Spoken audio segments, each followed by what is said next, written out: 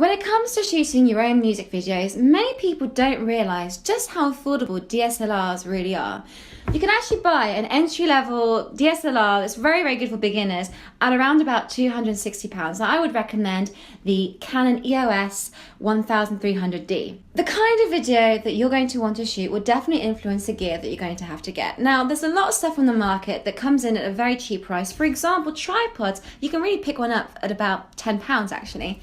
Now, there's other stuff you can get like a Steadicam or a pistol grip that are also relatively inexpensive and will definitely help you get that polished look in your video. And finally, you're going to want to have to get a good software to edit your video on. Now, most Macs will come with iMovie, which is completely free and will definitely get the job done.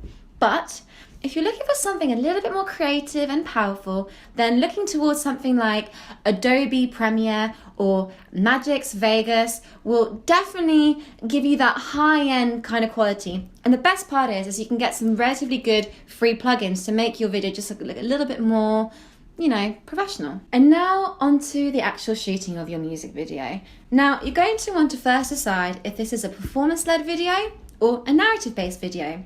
And the best thing to do is to actually watch other people's music videos and get a feel for what they do. And perhaps also set your sights on films or TV programs and get a feel for different genres. And with that combination, you're going to create a mood. And sometimes it's a good idea to actually storyboard what you want to do so that your shoot will flow with a little bit more ease and structure. And once you've got this going, it's really important then to think about location. Now, obviously, location can seem like an expensive, daunting thing, but actually, it's not. Just go outside, have a look at what's around your area, or maybe even pull in a few favours from some friends. And finally, you're going to want to start shooting your video. Now, it's very important to check that your camera is on the right settings. You're going to want to check the ISO, the aperture, the frame rate, and the shutter speed before you continue. Now, the other thing is you don't want to cut corners on your lighting. Make sure that the lighting is advantageous. Use tricks and tips. Get someone to hold the right lighting. There's a lot of stuff you can do quite creatively with pretty much no budget. Now it's time to think about post-production. So once you've shot all your video, you're going to want to transfer all your footage onto your computer and start piecing it together on your editing software and thinking about the structure, what angles you're going to use, and how the whole story really fits into the narrative that you've created.